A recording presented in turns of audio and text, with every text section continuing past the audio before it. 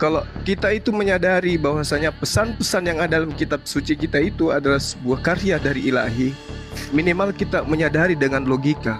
Pesan Yesus kan jelas, kasihi Tuhan Allahmu dengan segenap akal budimu.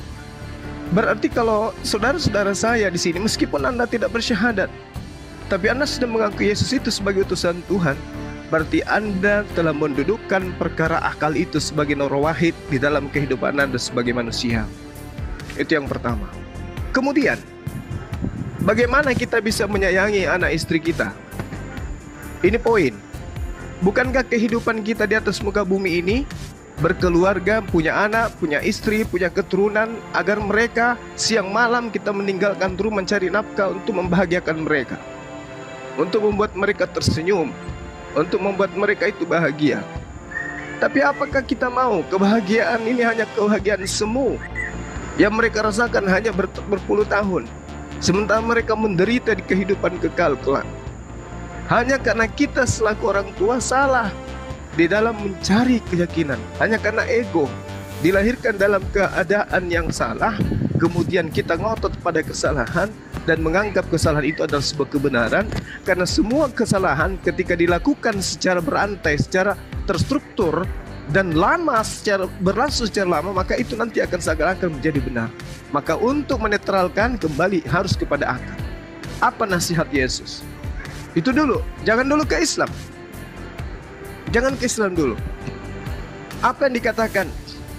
Barang siapa yang meniadakan hukum Taurat meskipun yang paling terkecil, lalu mengajarkan kepada orang lain, maka dia akan menempati tempat terendah di dalam kerajaan langit. Apa tempat terendah itu? Neraka. Jadi kalau hari ini kita meniadakan hukum Tuhan yang datang kepada Bani Israel, dan kita mengaku sebagai Bani Israel rohani, lantas kita ajarkan juga kepada anak-anak kita, maka kita, anak-anak kita mengajarkan juga kepada keturunannya, maka nanti semua mereka akan menempati tempat terendah. Kita mau seperti itu. Tapi barang siapa, kata Yesus, sebaliknya, tidak meniadakan meskipun yang paling terkecil dan mengajarkan kepada orang lain, maka dia akan menempati tempat tertinggi. Kenapa kita tidak mau tempat tertinggi itu? Itu satu. Yang kedua, jangan ke Al-Quran dulu. Hidup kekal itu adalah mereka mengenal Engkau, satu-satunya Tuhan yang benar, lalu kemudian mengenal Yesus Kristus yang Engkau utus. Nah, sekarang saudara-saudara saya, saudari dan saudara saya mengakui Yesus itu adalah utusan Tuhan. Tetapi saudara masih pada, mohon maaf, Anda masih dalam lingkaran yang salah. Dalam arti kata bahwasanya Anda sudah menyadari Anda dalam sebuah kapal, di mana kapal itu akan bocor dan akan menenggelamkan Anda. Kenapa Anda tidak menyelamatkan diri Anda sekarang dari kapal itu mumpung ada kesempatan? Anda sudah tahu. Anda meyakini, oh memang Yesus itu adalah Rasul. Tapi Anda menggunakan kitab di mana kitab mengajarkan bahwa Yesus itu adalah Tuhan. Roma 14 nomor 9. Sebab itulah Yesus mati, agar dia hidup kembali untuk menjadi Tuhan. Anda ingin hidup berpelukan dengan kitab yang seperti itu?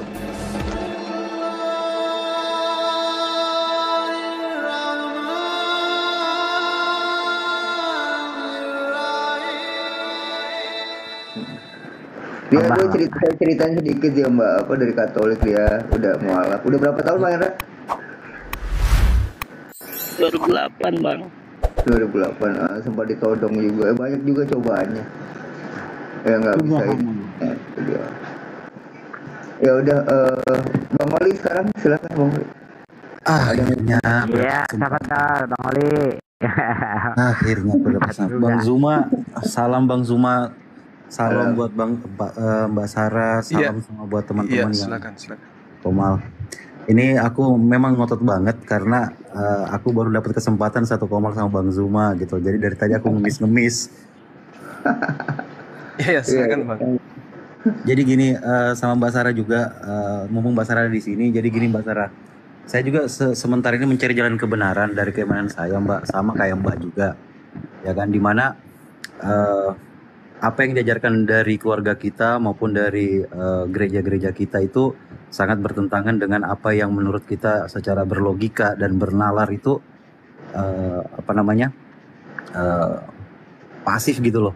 Maksudnya agak sedikit membingungkan buat kita sendiri gitu. Sehingga kita nggak tahu ini kayak kehilangan arah gitu kan. Nah, saya sudah beberapa bulan ini juga mencari jalan kebenaran untuk keimanan saya. Saya sering juga sharing-sharing ke Bang Toyib, yang lain-lain juga gitu kan. Dan saya juga sering juga masuk ke komal-komal dengan kekristenan saya juga, seiman dengan saya. Jadi apa yang dikatakan Mbak Sarah juga tadi, saya sependapat bahwa Yesus adalah utusan, dan kita wajib menyembah Tuhan itu yang esa satu gitu kan.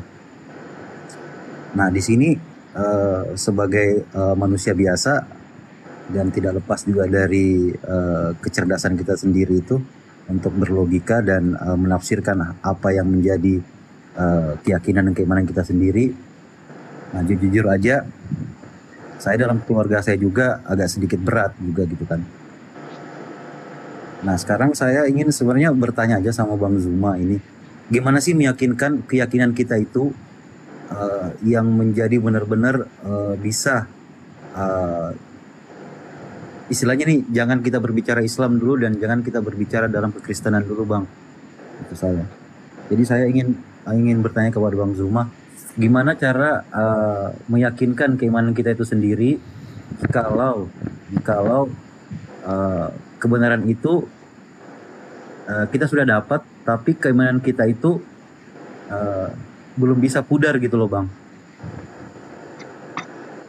Terima kasih Bang, itu Iya. aja pertanyaan saya pertama. Oke, baik. Jadi terlepas daripada konsep doktrin agama, kita itu makhluk yang sempurna gitu ya dibandingkan dengan makhluk yang lain.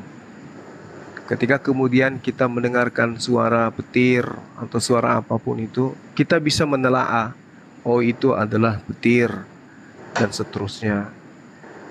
Makhluk lain ya belum tentu bisa, apalagi yang dikatakan hewan dan seterusnya. Artinya gini, ada perangkat yang disimpan oleh Tuhan pada diri kita manusia untuk bertuhan, meskipun tidak beragama. Orang ateis itu yakin dan percaya mereka itu bertuhan, tapi mereka bingung mencari Tuhannya. Mereka bingung. Nah, sekarang ketika kita kemudian tidak menentukan sikap kita terhadap ketuhanan, lalu bagaimana kita bisa melakukan kehidupan ini dalam hal-hal yang baik di mata pencipta? Karena pencipta itu sudah pasti ada. Karena alam semesta ini tidak mungkin kemudian ada tanpa ada yang mengadakan. Itu mustahil. Ini logika yang kita gunakan. Ini logika. Nah, sekarang ketika kita hidup di atas muka bumi ini, ada pola terkecil yang bisa kita jadikan sebagai sandaran. Apa itu? Keluarga. Di keluarga itu, Bung, ada yang dikatakan ayah, ada ibu, ada anak. Yang paling berkuasa adalah ayah. Apa yang diinginkan oleh ayah sehingga tercipta kebaikan dalam rumah tangga? Ayah membuat aturan-aturan. Kan gitu. Adalah hal yang logika ketika kemudian dalam rumah tangga ada aturan-aturan. Untuk apa aturan itu? Untuk kemudian membantu orang-orang ini menjadi orang yang baik, melahirkan keadaan dalam rumah tangga itu tentram, damai, sejahtera, saling mengasihi, saling menyayangi satu sama lain. Apa tujuannya? Yaitu tadi, untuk mencapai damai sejahtera. Tapi kalau ada keluarga tanpa aturan, begitu dia dilahirkan besar, dilepas begitu saja, dibiarkan begitu saja, maka akan berantakan. Sementara elemen-elemen yang ada di atas muka bumi ini, itu antara satu dengan yang lainnya saling mengikat. Nah, inilah cerminan kasih. Ini cerminan kasih antara ekosistem misalnya, antara mata rantai, antara makhluk yang satu dan makhluk yang lain, pengurai dan seterusnya. Itu adalah bentuk kasih. Nah, oleh karena itulah kemudian kalau dalam bingkai rumah tangga ada aturan, bagaimana mungkin kemudian bingkai dalam kehidupan di dunia ini tidak ada aturan? Maka pencipta langit dan bumi yang maha kuasa itulah wajib memberikan aturan main. Inilah yang disebut sebagai panduan, inilah yang disebut sebagai kitab suci. Nah, kitab suci ini kemudian sudah pasti didatangkan melalui ilham. Loh, kok bisa seperti itu? Kenapa bukan Tuhan sendiri yang datang kemudian untuk menyatakan hukum-hukum itu? Sebenarnya Tuhan sendiri yang datang, tetapi melalui perantaraan. Kenapa? Karena alam semesta ini ya sudah pasti tidak akan bisa kemudian ditumpangi esensi yang maha besar. Itu dia poinnya. Sehingga logika kita akan mengantar kita kepada keadaan di mana kita butuh panduan hidup. Kita pasti butuh panduan hidup. Nah, inilah yang disebut kitab suci. Kalau kita sudah sampai pada fase itu, maka kitab suci ini kemudian akal kita akan mengarahkan bahwa yang menguasai alam jagat raya ini pasti satu. Gak mungkin dua. Kalau dua, maka akan muncul antara yang satu dengan yang lainnya iri satu sama lain. Mengklaim ini ciptaanku, ini ciptaanmu. Maka harus satu. Kalau dia tidak satu berarti dia tidak maha kuasa. Dia harus berdiri sendiri. Yang mengantar semuanya, yang mengatur semuanya. Itulah yang disebut Tuhan. Oleh karena itulah, ya kita harus tunduk bahwa pasti ada yang menciptakan kita. Yang menciptakan kita ini pasti maha sayang. Yang menciptakan kita ini pasti maha kasih. Kenapa? Buktinya rezeki ada manusia miliaran, tapi rezeki itu tidak pernah habis. Makanan itu tidak pernah habis. Berarti ada mesin penggerak yang dicipta oleh yang bermaha kuasa ini untuk memproduksi makanan-makanan itu. Dari alam, dari tanah, dari laut, dari langit. Itu pasti ada. Berarti hakikat ini maha penyayang. Nah, untuk itulah kemudian kita ingin mengabdi kepada esensi itu. Dengan cara apa? Kita harus punya panduan. Nah, makanya kalau secara logika orang ateis pun itu sebenarnya menyadari bahwasanya mereka itu percaya adanya Tuhan. Kita analogikan gini. Seorang ateis menaiki sebuah pesawat, ya. Pada saat pesawat itu sementara di udara tiba-tiba goyang. Turbulence yang sangat luar biasa. Percaya saya, ketika itu terjadi, seorang ateis pun ada pada kondisi di mana dia akan menutup mata, mengheningkan cipta dan mengharapkan sesuatu di luar dari dirinya. Apa itu? Keselamatan. Kemana dia harus minta? Pasti kepada esensi yang ada. Itulah yang disebut Tuhan. Berarti Tuhan itu harus ada dan Tuhan itu harus satu dan Tuhan itu kemudian sebagai sumber segala-galanya. Saya kira begitu, Bung, terlepas daripada firman yang kita imani, baik itu di Islam maupun di Kristen, yang pasti Tuhan itu jelas harus ada, mutlak ada. Demikian. Baik Bang, thank you Bang. Oke, saya mengerti Bang apa yang Bang maksud tadi.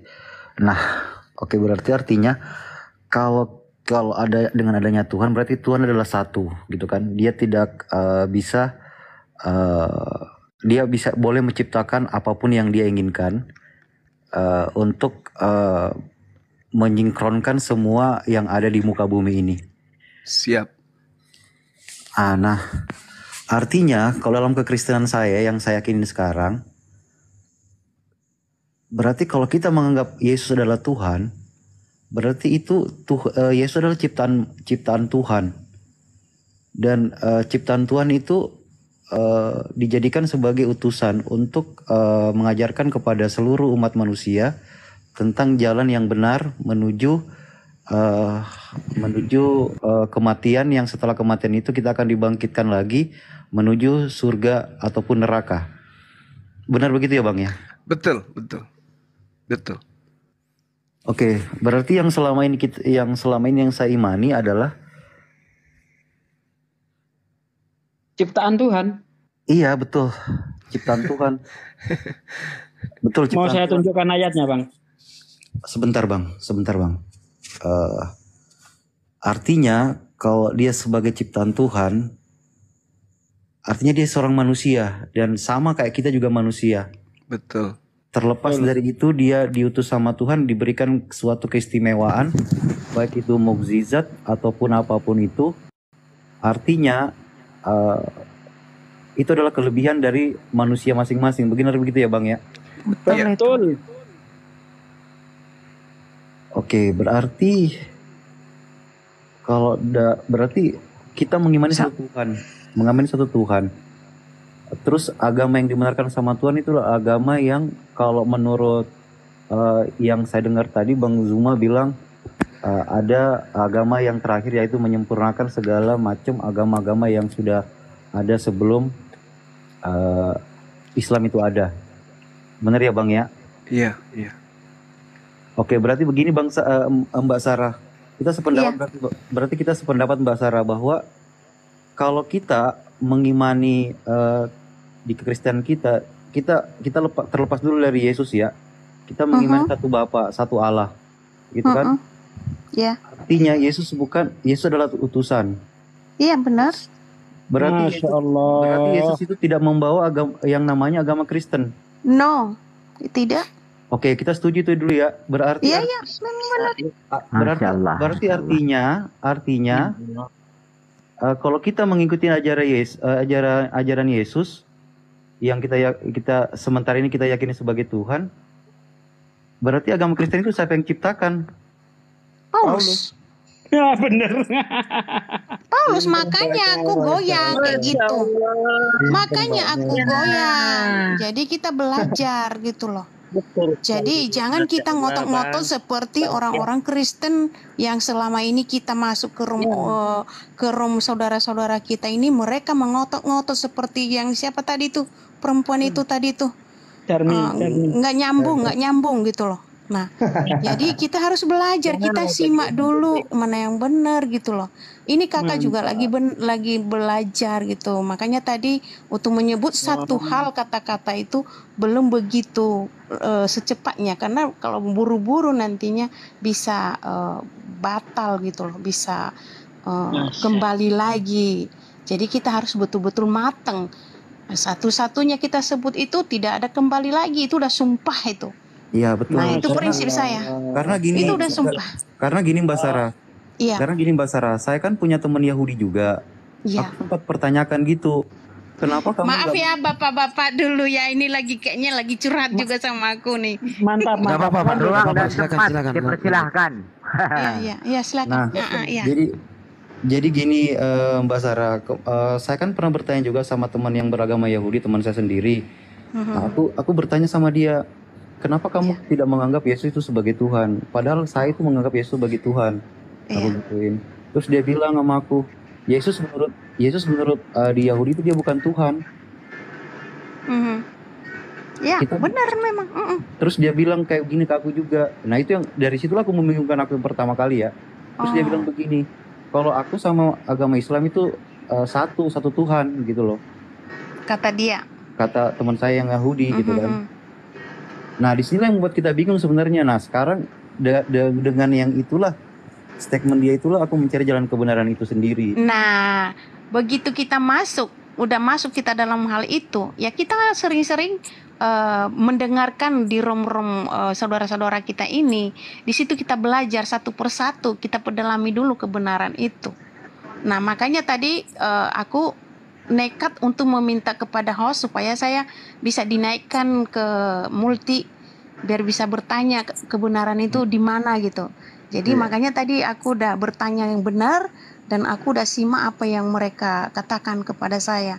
Lalu abang yang di bawah tadi itu Bang Sugi ya, untuk menyebut satu hal. Jadi saya belum bisa Bang. Jadi karena saya mau mendalami benar-benar, dan satu kali aku menyebut itu tidak akan kembali lagi. Nah itu dia ya. Nah itu dia Hendra, kalau bisa ya kita belajar lebih dahulu, lebih matang lagi gitu. Nah oke, salahnya dulu ya bentar ya. Nah satu lagi.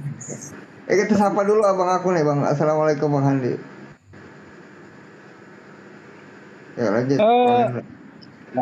Satu hal ya, satu hal Bang ya, untuk menguatkan Anda bahwa Yesus itu bukan Tuhan, bahwa Yesus itu ciptaan Tuhan.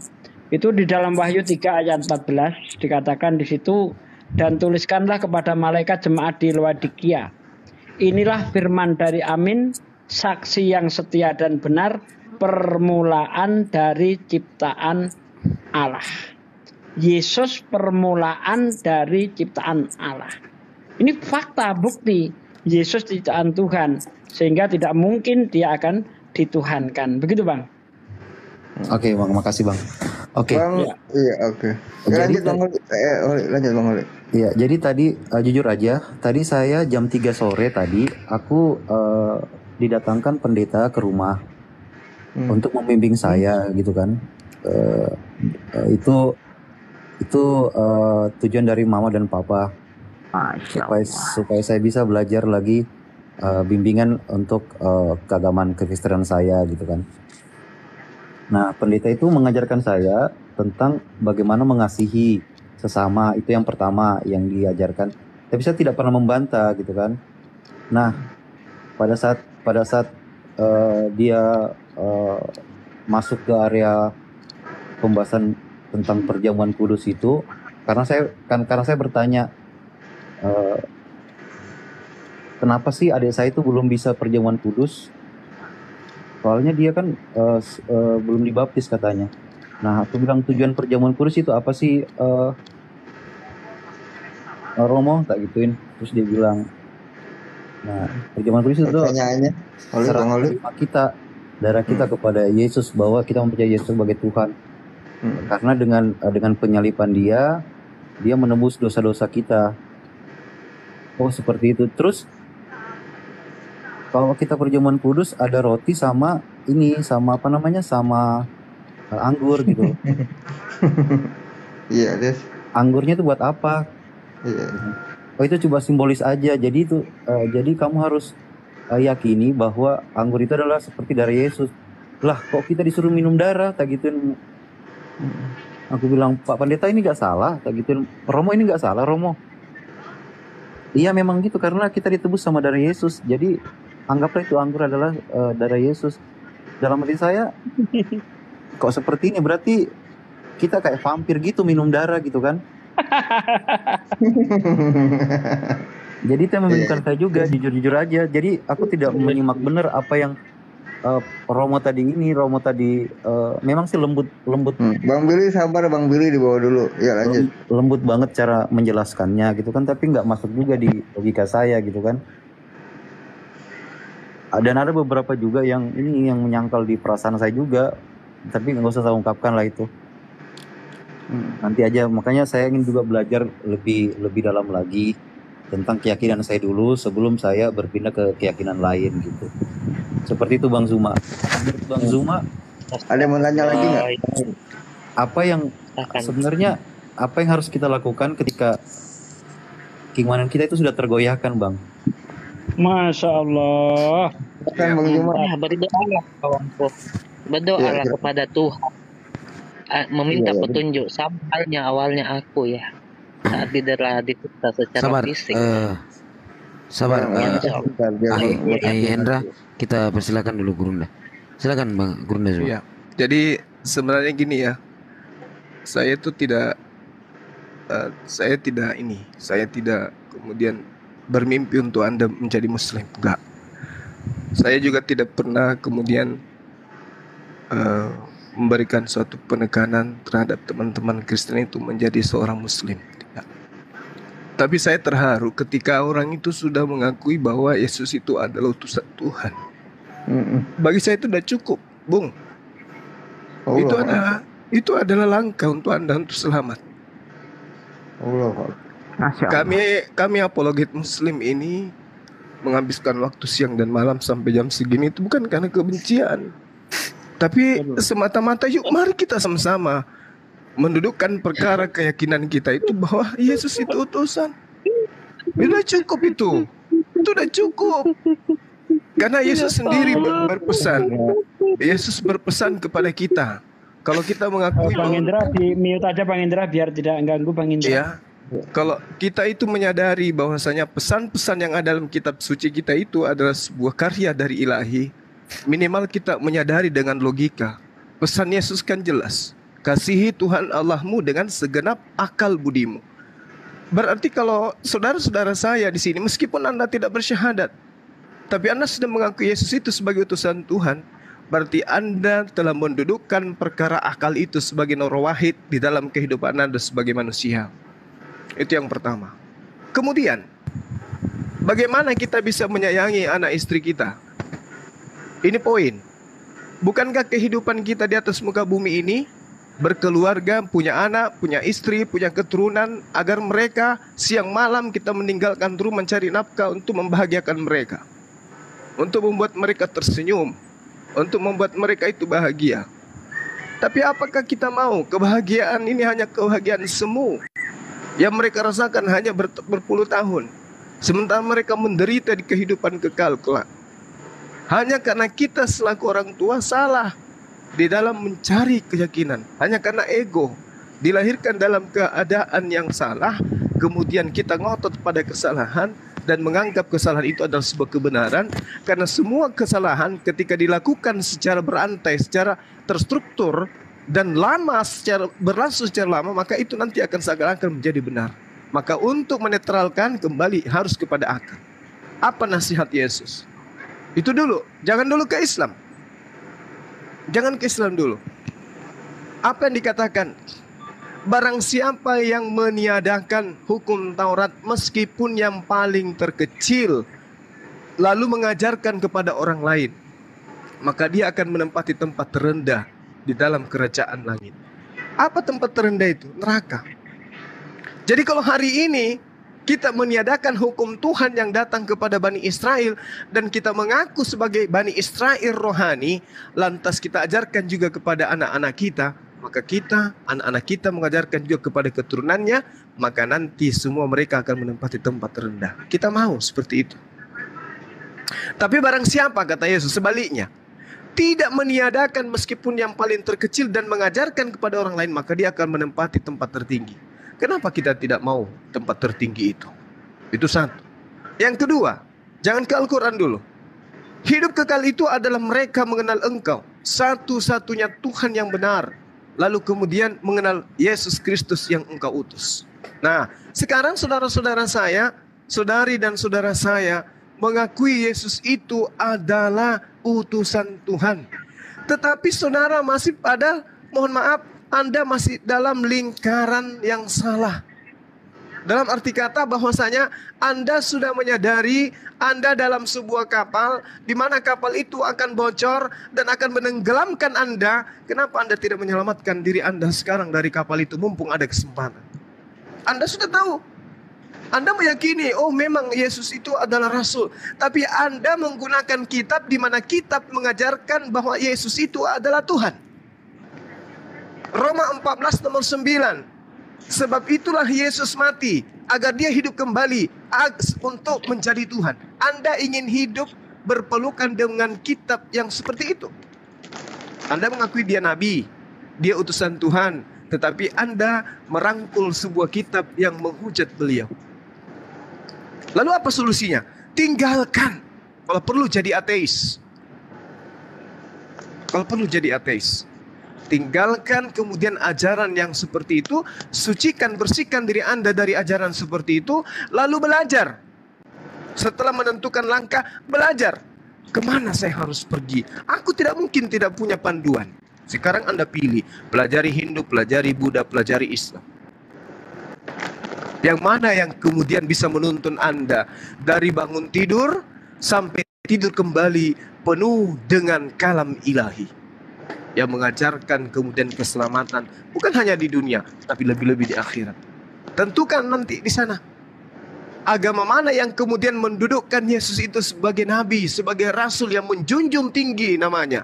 Setiap disebut ada penyebutan alaihi salam di atasnya. Cari. Silakan Anda pelajari Islam. Al-Quran siap dibedah. Ambil Al-Quran, pelajari terjemahannya, tanyakan kepada kami apa yang Anda tidak paham. Kami tidak menutup diri untuk itu.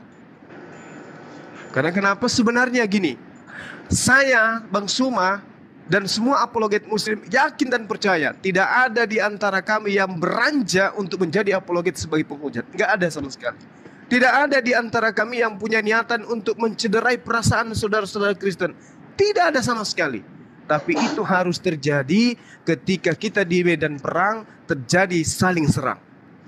Tapi ingat, dari kami Islam tidak ada tendensi kebencian.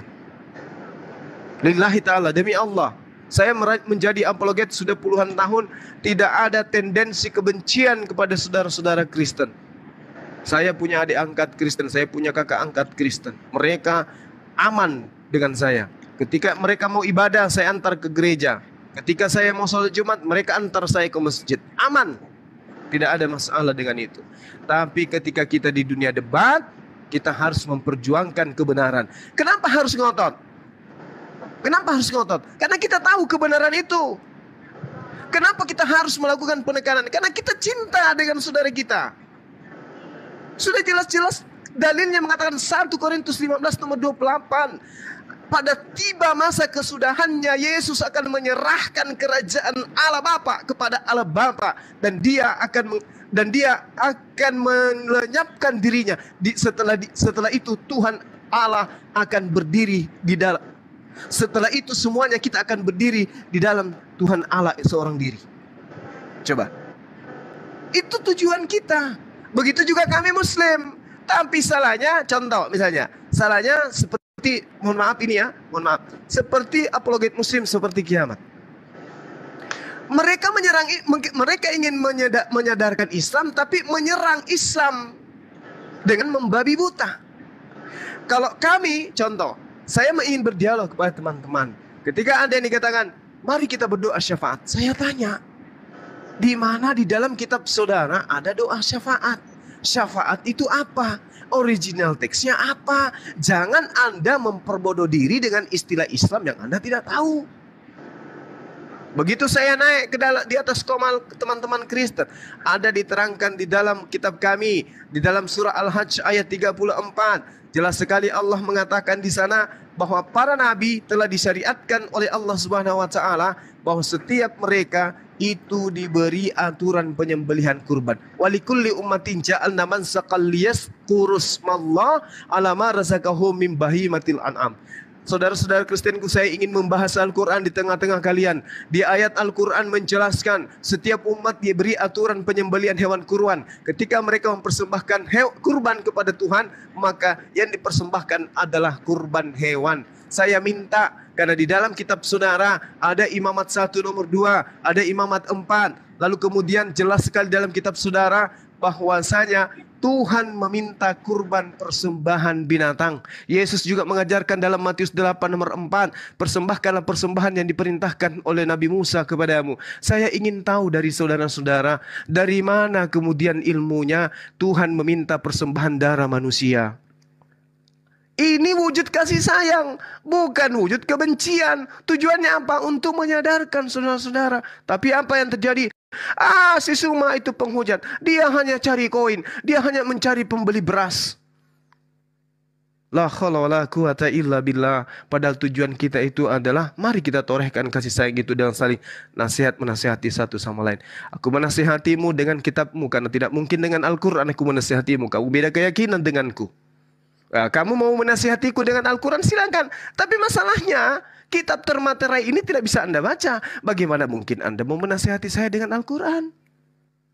Bagaimana mungkin Anda kemudian mau menghujat Islam tanpa Anda bisa membaca kitabnya Islam? Sementara kami, insya Allah kita bisa sedikit-sedikit Ibrani, bisa sedikit-sedikit Yunani. Kami tidak kemudian mengkritisi, kami bertanya.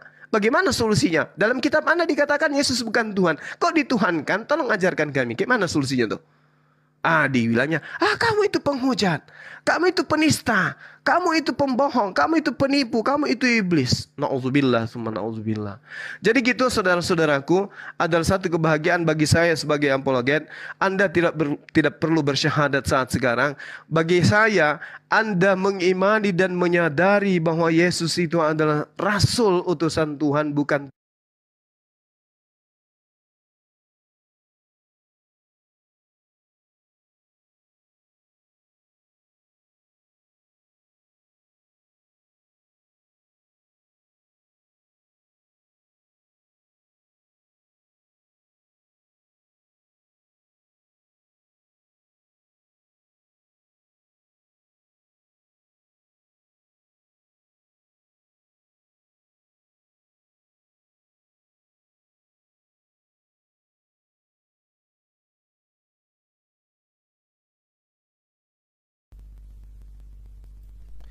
Assalamualaikum.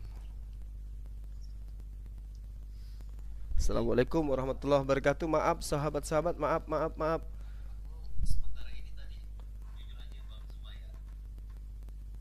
HP saya mati sendiri. Panas. Sorry ya. HP saya panas sekali, saya tidak perhatikan teman.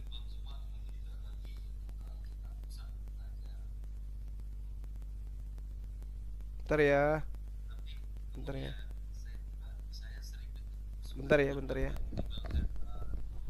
Siapa namanya Muhammad Taha Al Junaid ini kalau Coba aku gedein ya. Maaf ya, izin guru ndak izin. Apa yang mana? Nah, ini kan kalau saya kan biasa belajar tentang secara online di kitab saya, tapi terkadang saya nggak apa-apa kah Bang Zuma kalau kita menarikan lagu yang lagu lagi. Sorry. Ini Salawatan. itu banget suaranya Bang Zuma, bikin merinding. Bang, di rekam di YouTube Bang. Nanti kena copyright Bang. Jangan di itu. Nanti aja di rumah Bang. Iya. Kena copyright nanti. Karena ini disiarkan langsung sama Bang Juma dan lain-lain. Iya, sorry. Jadi gini Bang, Mbak Zara, menurut saya sih kita pribadi secara kita kan sudah server gitu kan. Iya. Server. Jadi kita juga jangan terlalu tergesa-gesa juga untuk menggunakan kita seperti apa, karena dari sekian banyak juga agama-agama yang saya cari tahu gitu kan tentang konsep ketuhanan itu, hanya memang Muslim yang mengarahkan kita ke satu kesatuan. Konsep ketuhanan itu satu esa gitu kan. Iya, benar. Sebenarnya semua agama meyakini bahwa Tuhan itu adalah satu, hanya untuk mengimplementasikan itu berbeda-beda, karena dari kita juga pun kita nggak usah ke agama lain dulu lah, agama kita sendiri aja. Ini loh Henry, gini loh. Selama ini sebenarnya aku belajar itu bukan sendiri sih. Aku ada teman orang Muslim di dalam room ini, ada dia di bawah, cuman dia nggak mau disebut namanya. Ya selama ini melalui dialah aku belajar gitu. Jadi satu persatu diajarinya saya kebenaran tentang Allah sendiri itu dan Yesus itu siapa. Nah makanya saya lebih belajar lagi lebih dalam melalui dia gitu.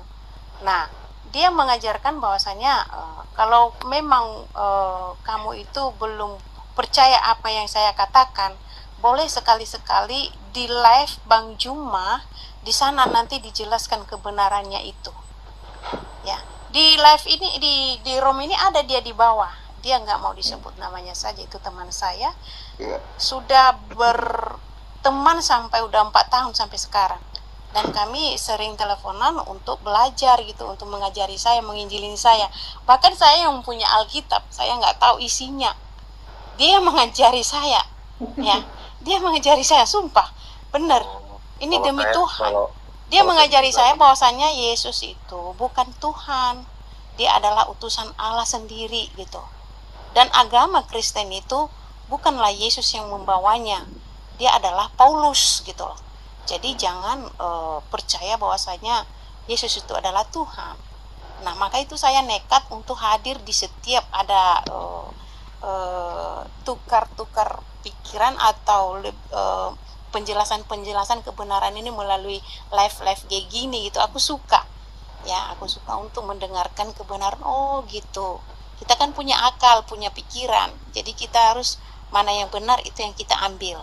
Itu prinsip saya, dan saya masih mau mendalamkan yang lebih benar-benar untuk menyatakan agama mana dan kepercayaan yang benar-benar saya peluk gitu. Ya, saya setuju itu. Karena nggak ada yang bisa intervensi kita kan tentang keyakinan kita. Nggak ada yang gitu kan. Karena itu hak mutlak buat kita untuk menentukan apa yang menjadi kebenaran itu sendiri. Itulah. Sendiri, gitu kan. Nah, satu hal yang saya tertarik lagi tadi karena Bang Juma mengatakan, saya terharu dalam hal apa katanya gini, sudah saya senang saja, saya sudah senang karena dikatakan disebut Yesus itu bukan Tuhan, dia adalah Rasul Allah, dia adalah Nabi gitu ya. Ya itu memang saya percaya sampai saat ini ya, selama saya berteman dengan saudara kita orang Muslim ini, melalui dialah saya percaya bahwa Yesus itu adalah Rasul Allah, bukanlah Tuhan. Nah itu dia. Iya, kalau Mbak Sarah masih enak tuh, masih ada yang dampingin temennya. Saya gimana? Mencari sendiri, Bang. Nah itu dia.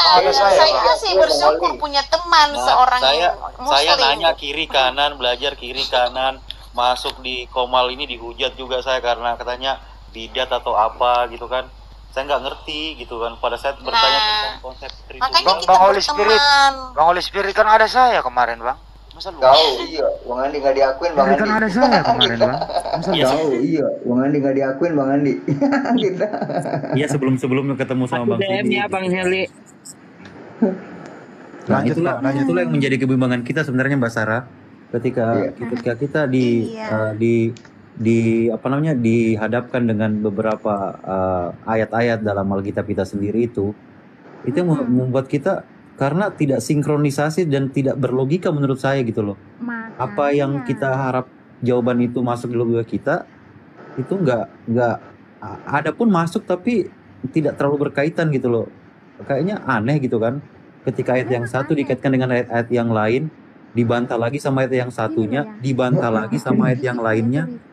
Itulah yang membuat kita bingung gitu loh. Karena di Alkitab kita jujur aja ya, di Alkitab kita sendiri itu saling bantah-bantahan ayat. Jujur aja. Itu yang membuat kita bingung. Nah, ketika kita berdiskusi sama apologet kekristenan kita juga, itu sering mereka juga berdebat tentang Tritunggal, ada yang sampai bilang di gereja-gereja itu ajarannya sesat. Jadi kita mau kemana gitu loh? Yang satu salah, ini salah, serba salah gitu loh. Jadi kita harus kemana? Gitu. Bahkan kalau kita bertanya kepada pendeta, saya sendiri pernah bertanya kepada pendeta, gini, saya mengatakan sama dia, Bapak dengan anak itu perbedaannya apa? Kenapa kita katakan itu adalah Tritunggal dan dia satu-satunya pekerjaan Allah itu dengan anak sama, dan itu pun anak itu bisa jadi Tuhan gitu loh. Nah apa kata dia begini, ginilah ya Bu ya, aku kasih contoh, aku ini adalah seorang pendeta dan saya itu menyuruh anak saya untuk membeli sesuatu gitu. Nah itu saya yang menyuruh anak saya gitu. Saya menyuruh anak saya berarti pekerjaan saya sama dia sama, kan gitu. Jadi saya katakan gini sama dia, loh Pak, Bapak kan pendeta, yang Bapak suruh itu kan anak, berarti anak Bapak itu bukan Bapak dong. Enggak, itu sama dengan saya. Begitu juga Yesus dengan Tuhan, kata dia begitu. Oh saya nggak terima, gue bilang gitu kan. Enggak lah bang, enggak lah pak, enggak setuju saya dalam hal itu. Ya sudah, kalau kamu nggak setuju, pokoknya Yesus dengan Tuhan itu adalah sama gitu. Yesus Tuhan gitu, kata dia begitu. Saya lawan dia begini, enggak, itu Yesus adalah utusannya. Karena Bapak juga menyuruh anak itu berarti utusan Bapak, saya bilang gitu. Enggak ngotot-ngotot dia begitu. Jadi gini aja logikanya menurut saya Mbak Sarah, logikanya menurut saya pribadi ya. Ketika Tuhan menciptakan ciptaannya, makhluk hidup, itu namanya makhluk hidup pasti ada hidup dan mati gitu loh. Tidak akan kekal abadi gitu kan. Iya. Yang namanya Tuhan ya. Nah ketika Tuhan meninggal, berarti keturunannya itu hilang dong gitu loh. Berarti dia bukan Tuhan. Makanya. Wah ini korban Bang Andi ini ternyata nih.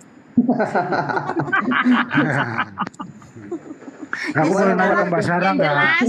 Yang jelas begini aja lah, kita lebih belajar lagi lebih dalam, kita pendalami dulu mana yang kebenaran. Jadi sekeliling aja pun sampai pagi pun kita nggak sampai ini ujung-ujung kemana pun nggak tahu. Yang penting kita berdoa. Mbak Sarah, aku boleh ngomong bentar Mbak Sarah? Iya boleh Bang. Berapa tahun Mbak Sarah belajar tadi Pak? Berapa tahun? Belajar itu bukan hanya sebentar saja untuk menanyakan tukar pikiran. Kami sih berteman udah 4 tahun gitu. 4 tahun. Ya. Jadi pada awal-awalnya nggak langsung ke inti gitu, karena sering bertanya kami satu aplikasi gitu kami berteman, terus dia tanya kepercayaanmu apa gitu ya. Saya bilang saya orang Kristen, jadi dia bilang saya juga orang Islam gitu. Oh, Kristen dari mana Mbak Sarah? Izin Katolik apa Protestan? Maaf. Protestan Bang. Oh Protestan. Jadi berawal intro dulu ya Mbak Sarah ya? Ya. Intro dulu baru masih in gitu ya? Iya, jadi intinya gini, kami bertanya-tanya, dia tanya aku kenapa kamu percaya Yesus itu jadi Tuhan.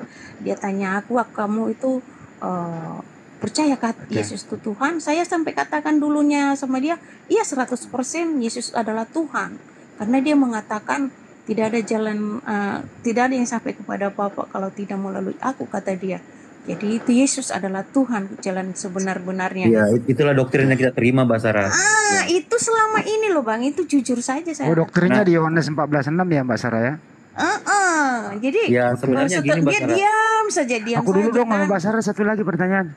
Mbak Sarah, kalau teman Anda ada di bawah, terus teman Anda itu nggak mau naik di sini, mungkin perlu namanya dirahasiakan. Terus kali ini Mbak Sarah mau ngomong apa sama dia? Silakan. Iya. Ya, terima kasih banyak temanku yang setia untuk memberi kebenaran kepada saya, menjelaskan. Sekalipun saya mempunyai kitab, tetapi saya kurang memahami, karena yang dikatakan di setiap gereja itu asal kamu percaya saja, sementara saya itu tidak pernah membacakannya gitu loh. Nah, asal percaya saja saya tidak mau membacanya, bagaimana kita mau belajar gitu. Apa kata dia gitu, seperti kadang-kadang Bang Jung mengatakan. Mbak Sarah, satu kalimat buat teman Anda itu, satu kalimat. Silakan. Iya, terima kasih banyak. Iya Mbak Sarah, enak. Satu lagi kepada Bang Jung. Terima kasih kepada siapa Mbak Sarah? Ini gokil. Yang gokilnya nih banyak typing yang banyak aku ngaku nih. Bentar dulu ya Pak Mas Oli. Jadi untuk Mbak Sarah kepada Bang Juma dan Pak Desugi, apa yang ingin Anda ucapkan sama beliau? Silakan. Lu dari awal kan aku udah terima kasih banyak sama Bang Juma, sudah lebih memberikan detail satu persatu untuk saya pada malam hari ini, untuk lebih mengetahui kebenaran itu. Kasihan aku Bang, gak ada terima kasihnya sama hostnya Bang, sedih saya Bang. Iya, Bang Mas juga sama Bang saya juga ini. Banyak terima kasih kepada siapa kalau saya? Saya ini sama berterima kasih kepada siapa? Juga terima kasih banyak sudah mendukung saya untuk memberikan semangat, sehingga tadinya sampai bisa untuk menyebutkan satu hal gitu, tetapi saya masih berprinsip suatu waktu nanti akan menyebutkan itu dan tidak akan kembali lagi. Tidak ada seorang pun yang bisa membalikkan saya setelah saya memeluk hal itu. Baik Mbak Sarah, terima kasih. Ke Pak Holy Spirit lagi. Pak Holy Spirit, berapa tahun bro belajar? Aku paling sekitar baru setengah tahunan Bang. Itu pun nggak ada yang ngajarin, nggak kayak Mbak Sarah, itu ada temen gitu kan yang bimbing. Terus saya berterima kasih pada siapa Mbak Sarah? Jangan ke Mbak Sarah dong, sama saya dong. Mau ke Anda Bang Holy Spirit. Saya berterima kasih aja sama Apologet Muslim yang telah memberikan kebenaran, membimbing kita-kita ini yang tersesat menuju jalan kebenaran itu sendiri. Allahu Akbar. Allah. Terus terutama ini kan saya juga, guru saya di sini ada dua nih, Bang Juma dengan Pak Desugi. Apa yang ingin Anda ucapkan sama beliau? Silakan. Kalau Pak Desugi sih, saya kan baru ketemu di Komal ini. Terima kasih banyak Pak Sugi atas penyampaiannya, terus kajian-kajiannya. Terima kasih banyak. Semoga kedepannya diberikan amal yang paling baik, yang paling besar. Amin. Kemudian untuk Bang Zuma, you're the best and you're a lot. Anda standby dulu. Taruh Anda standby dulu, kita minta Bang Juma berbicara dulu. Silakan Bang Juma. Iya, saya pun begini. Saya belajar tuh udah puluhan tahun belajar Bible. dari kiri ke kanan, dari kanan ke kiri, atas bawah, bawah atas. Itu dia, nah itu yang aku kejar-kejar Bang, maaf ya Bang ya. Iya, iya. Jadi saya tidak pernah menemukan satu jaminan dari Yesus, dari Tuhannya Yesus terhadap saudara-saudara saya yang saya sayangi, yaitu Kristen, tentang keselamatan bahwa ada jaminan. Seperti dijaminnya umat Islam dari Allah Subhanahu wa taala dan juga dari baginda Rasulullah Muhammad SAW. Al-Qur'an mengatakan begini. Bismillahirrahmanirrahim. Qad aflahal mu'minun alladzina hum fi salatihim khashi'un walladzina hum 'anil lagwi mu'ridun والذين هم للزكاة فاعلون والذين هم لفروجهم حافظون إلا على أزواجهم أو ما ملكت أيمانهم فإنهم غير ملومين فمن ابتغى وراء ذلك فأولئك هم العادون والذين هم لأماناتهم وعهدهم راعون والذين هم على صلواتهم يحافظون أولئك هم الواردون الذين يرثون الفردوس هم فيها خالدون. Tak ada janji. 1 sampai 11. Ya. Tak ada janji yang saya temukan di dalam Bible terhadap orang-orang yang beribadah menyembah kepada anak manusia. Tak ada janji dari Allah di dalam kitabnya orang Kristen terhadap orang-orang yang menyembah dan mengaku bahwa dirinya adalah anak-anak Tuhan.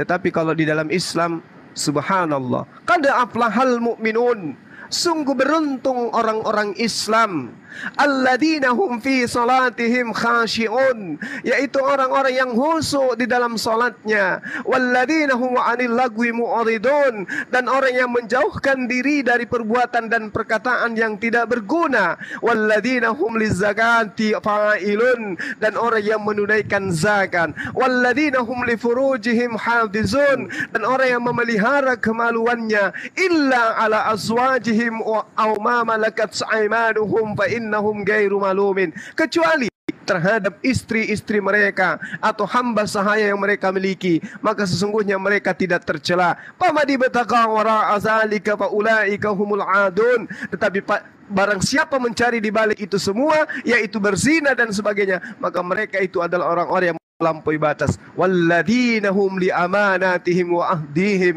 ahdihim raun, dan sungguh beruntung orang-orang yang memelihara amanat-amanat dan janjinya. Walladzina hum ala salawatihim yuhafizun, serta orang yang memelihara salatnya. Apa kata Allah? Ulaika humul waridun, mereka itulah yang akan mewarisi, alladzina yaridunal firdaus, yakni mewarisi surga Firdaus, hum fiha khalidun, mereka kekal di dalamnya. Subhanallah. Inilah yang kemudian ingin saya sampaikan kepada saudara. Islam, Al-Quran, Allah menjamin kepada pengikutnya untuk mendapatkan warisan. Belum meninggal mereka, belum meninggalkan dunia ini, di genggaman mereka sudah dijanji oleh Allah sebuah warisan yang agung, warisan yang kekal. Apa itu? Bukan warisan tanah 1 hektar, bukan juga warisan Monas, tetapi warisan surga Firdaus. Tapi ketika saya mencari, membolak-balikkan kitab Bible, apa yang saya temukan di sana? Bukan setiap orang yang menyeru aku Tuhan akan masuk ke dalam surga, melainkan mereka yang melakukan kehendak Bapakku yang ada di surga. Banyak orang yang akan menyeru kepada aku, Tuhan, Tuhan, Tuhan, bukankah kami bernubuat demi namamu, mengusir setan demi namamu, bermujizat demi namamu. Lalu apa kata Yesus? Enyahlah daripadaku, engkau semua pembuat kejahatan. Ingat kata terakhir, kejahatan. Kemana perginya orang yang berbuat kejahatan? Matius 13:50, dilemparkan ke dalam api neraka. Jadi orang yang menyeru Yesus Tuhan, bermujizat, bernubuat, mengusir setan, ini sudah level tinggi nih. Udah level paling tinggi. Bayangkan, bisa mengusir setan, bisa bermujizat, bisa bernubuat. Bayangkan kalau dia mengatakan, demi nama Yesus, besok Jakarta akan banjir. Mampu dia melakukan itu. Tapi ternyata apa kata Yesus? Enyahlah daripadaku, engkau semua adalah pembuat kejahatan. Apalagi kalau hanya mampu mencela saja, mengatakan bang semua pencari koin, cuma mencari pembeli beras, hanya karena kekuatan itu Anda mau selamat di surga. Tidak. Bahkan Yesus mengatakan, orang yang mampu bermujizat sekalipun mengatakan, Suma, aku mengutuk kau punya hidung, lubangnya mengarah ke atas besok pagi. Itu pun kata Yesus, enyahlah daripadaku, engkau semua adalah pembuat kejahatan. Level tertinggi Anda sudah punya, tapi Yesus masih mengusir. Kenapa? Karena kata Yesus, hidup kekal itu gimana? Ya, gimana? Ya. Aku tidak mengenalmu. Nah itu, nggak kenal Yesus. Aku tidak mengenalmu. Enyahlah daripadaku, engkau semua adalah penjual cendol. Kan gitu. Nah, kata Yesus apa? Hidup kekal itu adalah mereka mengenal engkau satu-satunya. Jadi kalau kita mengenal Allah, satu-satunya Tuhan yang benar, kudu wajib hukumnya mengenal hukum yang datang setelah hukum-hukum sebelumnya. Kalau kita mengenal Yesus sebagai utusan, kudu wajib kemudian kita mengenal ajarannya bahwa ternyata sebagai utusan dia mengajarkan akan datang utusan sebagai penutup para nabi, yaitu baginda Rasulullah Muhammad SAW. Maka umat Islam tiketnya dari Yesus ada. Tiket dari Yesus ada. Apa tiket dari Yesus untuk umat Islam? Yohanes 17 nomor 3. La ilaha illallah, Yesus Rasulullah. Tiket dari Allah, alladzina yarithunal firdaus hum fiha khalidun. Subhanallah. Dari kitabnya Kristen Islam dapat tiket masuk surga, dari Al-Quran Islam dapat tiket untuk ke surga. Kurang apa lagi? Fabi ayyi alai rabbikuma tukazziban. Nikmat Tuhan mana lagi yang akan kita dustakan? Masya Allah. Oke, sahabat-sahabat silakan dilanjut. Taruh dulu banyak Pak, satu pertanyaan banyak Pak untuk Anda. Satu pertanyaan dulu. Ya siap. Sekarang saudara kita ini sudah bertauhid ya, Apakah kan tidak mungkin hanya bertauhid saja, kan perlu ada syariatnya kan begitu ya, lebih sempurna. Kira-kira kiat-kiat apa, langkah-langkah apa selanjutnya kedua saudara kita ini banyak Pak, silakan. Jadi gini Bang Handi, saya sudah pernah menganalogikan gini. Ada anak yang cerdas, rajin, pintar, ya, pintar sekali dia.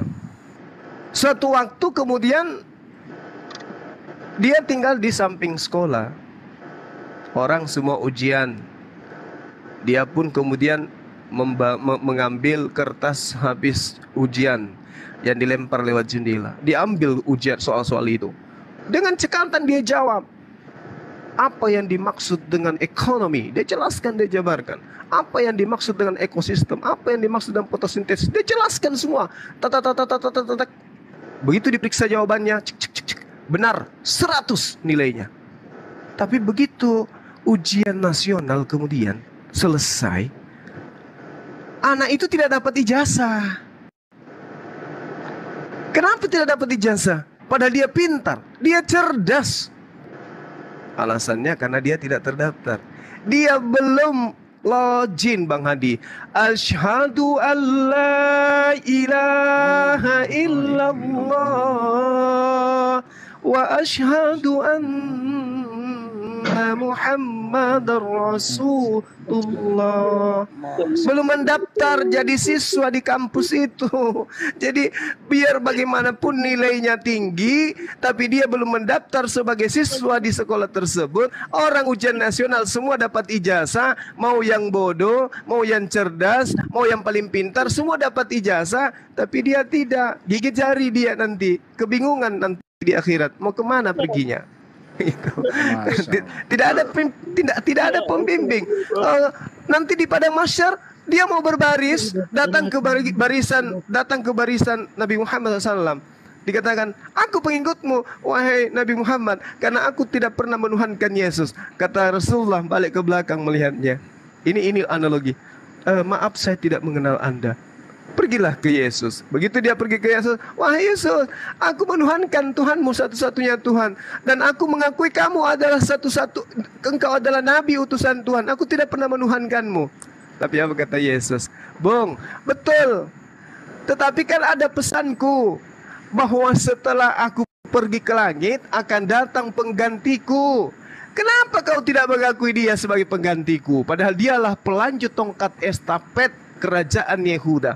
Karena diterangkan di dalam Kejadian 49 nomor 10 bahwasanya tongkat kerajaan Israel, lambang pemerintahan yang ada di Yehuda tidak akan bergeser dari kakinya sebelum yang berhak itu datang, yaitu dia yang mampu menaklukkan hukum-hukum kepada bangsa-bangsa. Sudah kuajarkan, sudah kusampaikan, sudah kubacakan, tetapi kamu kemudian tidak mendengarkan. Oleh karena itu, aku pun tak mengenalmu, sebab aku diutus hanya kepada domba-domba yang hilang dari Bani Israel, sedangkan Anda bukan Bani Israel. Maaf, silakan Anda mencari pemimpin selain daripada saya. Bingung. Bila Israel datang memanggil, Masya Allah. Jadi gitu ya sahabat-sahabat. Ya karena ini kesultanan. Satu lagi Bang Mak. Ya, siap. Apakah ada jaminan Bang Mati Mak? balik. Gimana ada jaminan? Tunggu. Iya. Bang Juma, Bang Sugi, abang semuanya aku izin turun ya Bang ya, besok mau kerja udah jam. Iya, silakan saudari, silakan. Makasih banyak ya semuanya. Ya, Bang Juma, sama-sama. semuanya. Oke. Jatiara. Bukan selamat malam, selamat pagi. Ya, sehat-sehat ya. Amin. Saya juga izin Bang Zuma ingat merenung. Iya selalu. Satu hal yang aku ambil kesimpulan dari Bang Zuma tadi, yang sebelum kita turun bersama, satu hal yang kita ngambil dari Bang Zuma artinya bahwa ketika kita sudah mengakui Yesus itu adalah Tuhan dan kita mempercayai bahwa Allah itu adalah satu, tapi tetap kita dalam kekristenan itu, artinya kita tidak akan mendapatkan tempat yang layak di sisi Tuhan yang pinter Bang Zuma ya. Iya, betul Bang, betul. Pinter. Oke, terima kasih banyak semuanya. Jangan ditunda-tunda Bang Oli kalau udah ini, karena umur kita nggak tahu Bang. Iya Bang. Ya, terima kasih banyak semuanya. Terima kasih terutama Bang Zuma, Bang Sudi. Baik Bang, baik. Terima kasih. Pak Sidik yang selalu ada dan selalu aku lihat juga sering berdebat dengan secara sehat. Kemudian Bang Handi juga, big thank you Bang Handi. Thank you brother. Dan guru saya juga Bang Toib. Allah. Jadi malu. Sering di komal-komal yang muslim lainnya. Dan terutama juga salam hormat saya buang Bang Host yang selalu menjadikan saya sahabat terdekatnya juga. Terima kasih banyak. Masya Allah. Iya, oke. Allah. Masya Allah. Bang, kalau boleh saya panggil namanya siapa ya Bang? Kenapa Bang? Kalau boleh saya panggil namanya siapa Bang? Masa segitu namanya Nanti aja Bang. Nanti aja ya. Iya. Siap. Nanti ketika saya sudah siap Bang, saya akan DM Abang. Masya Allah. Oke, thank you brother. Sebenarnya aku ada janjian sama Bang Dewa, tapi Bang Dewa mungkin lagi sibuk ya. Oh iya, sibuk beliau. Ya. Terima kasih semuanya, izin pamit ya. Oke, sama-sama. Bang, terima kasih. Baik, Sehat-sehat. sahabat-sahabat juga saya pamit undur diri. Bentar dulu, tausiahnya belum dilengkapi Pak. Terakhir loh, serius ini. Tergantung ya. Tergantung. Serius. Izin dulu ya. Tergantung ini. Ini apakah ada ini pertanyaan netizen loh, serius. Apakah ada jaminan surga bagi orang yang sudah mengucapkan 2 kalimat syahadat di akhir hidupnya? Itu harus dijawab. Tadi sih Bang Hulu. Oh iya. Wajib. Jadi gini Bang Andi. Saya pernah kemudian mendengarkan sebuah hikayah yang diceritakan oleh guru saya gitu ya. Guru dan sekaligus sebagai orang tua saya sendiri. Dia bilang gini, kamu suaramu ngaji kencang kali sayang. Kata orang tua saya itu waktu masih SD. Anaknya bapak suaranya kencang kali kata gitu. Tapi jangan gitu dong kakinya ngaji. Itu adabnya enggak seperti itu ngajinya. Tidak, aku bilang gini, aku enggak baca Quran. Aku lagi penghafal. Terus apa kata ayah saya waktu itu? Loh, kalau menghafal berarti kayak burung beo dong. Burung beo itu, burung beo itu kalau dia sudah sering, kata dia kan, udah sering mendengarkan orang bilang assalamualaikum, burung beonya itu pintar. Dia juga akan sering assalamualaikum, assalamualaikum, selamat pagi, ada ikan, ada jualan ikan, kayak gitu. Dia hafal itu. Ada nenek mukiper. Ada nenek mukiper, kayak gitu. Begitu lewat orang tua yang orang sudah tua tapi sosokan ganteng ya kan, lewat burung beoknya bilang nenek mukiper, tuyul lewat kan gitu. Tapi pas begitu dia mati, burung beo itu sejenak kemudian dia mati, mau meninggal, tak ada sedikit pun keluar bahasa itu. Assalamualaikum, dia nggak ada. Jadi kalaupun kita sudah tahu bahwasanya di akhir hayat kita begitu membaca kita la ilaha illallah, atau hanya sekedar Allah, atau sekedar la ilaha, ya, itu akan masuk ke dalam surga meskipun kita sudah hafal di luar kepala. Tapi ketika kita mendekati ajal, tidak seperti yang kita bayangkan. Ya udah, aku nggak usah sholat, aku nggak usah melakukan perintah. Kenapa? Gampang kok. Begitu saya mau mati nanti sakit kena ini, itu aja terus kuucapkan la ilaha illallah, la ilaha illallah. Bung, tidak sesederhana itu, Bung. Ketika kemudian ajalmu mendekat, kata Rasulullah, itu seperti seibarat 300 kali bacokan pedang secara bersamaan. Kayak mana mau la ilaha illallah, la ilaha illallah. Orang dipukul, orang ditusuk paku aja sedikit, teriakannya apa? Aduh, oh mama, oh tante, sakit tante. Kayak mana ceritanya? Yang datang menjemput, kalau kita orang yang banyak dosa, yang datang menjemput, mata kita itu sudah dirubah penglihatannya. Yang datang itu makhluk-makhluk yang menyeramkan, berbaris ingin membawa kita pergi. Habis itu kita mau dengan entengnya mengatakan la ilaha illallah, padahal setiap harinya kita maksiat. Naudzubillah, naudzubillah. Tidak bisa. Jadi ketika dikatakan umat Islam itu di akhir hayatnya mengucapkan kata itu, tidak semudah itu. Tapi memang betul, itu jaminan. Itu. Tapi untuk bagaimana caranya untuk meraih itu? Niniri papisang kana gau iperintana nasetogi Iya. Jadi Allah mengatakan begitu. Laksanakan segala perintah dan jauhi segala larangan. Niniri papisang kana, jaga dirimu dari melanggar dan berlomba dirimu terhadap perintahnya untuk kamu lakukan. Jangan mati balik. Kayak gitu. Jadi ini kita pesangkan. Iya. Jadi kalau ingin mendapatkan tiket surga, la ilaha illallah, la ilaha illallah, tapi harus dibarengi dengan perbuatan. Jangan kayak burung beo, la ilaha illallah, la ilaha illallah. Begitu mati, oh jadi begini Bang Joma, jadi gitu, Bang Andi. Jadi supaya bisa itu, jadi ya, yang memudahkan kita untuk mengucapkan itu artinya kebiasaan sehari-hari, terutama 5 kali sehari itu ya, berbuat baik, kebiasaan.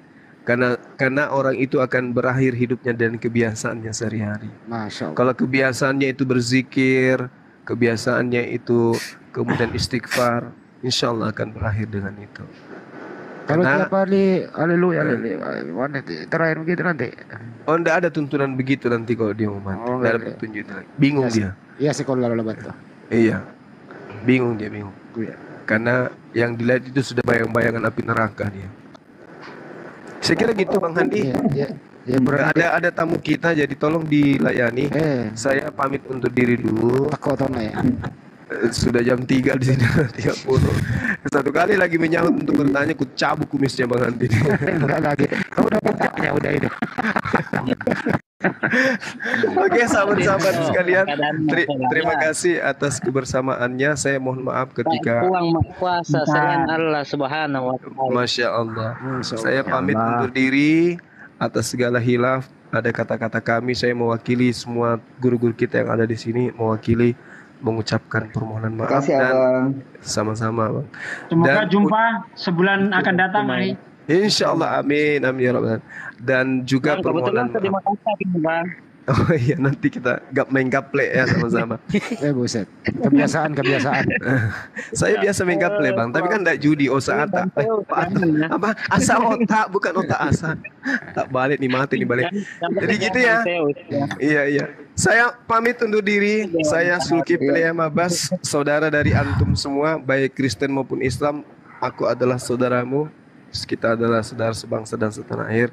Maafkan ketika ada kata-kata, ada perbuatan, ada candaan yang berlebihan, atau saya lagi marah murka sebesar-besarnya keluar kata-kata sumpah serapah. Please maafkan saya kawan. Aku manusia biasa, bukan malaikat. Oke? Sama-sama. Iya. Jadi terima kasih, saya tutup. Subhanakallahumma bihamdi asyhadu an la ilaha illa anta astaghfiruka wa atubu ilaih. Salam tauhid, salam satu Tuhan. Jayalah Islamku, jayalah Indonesiaku. Assalamualaikum warahmatullahi wabarakatuh. Merdeka. Waalaikumsalam warahmatullahi wabarakatuh.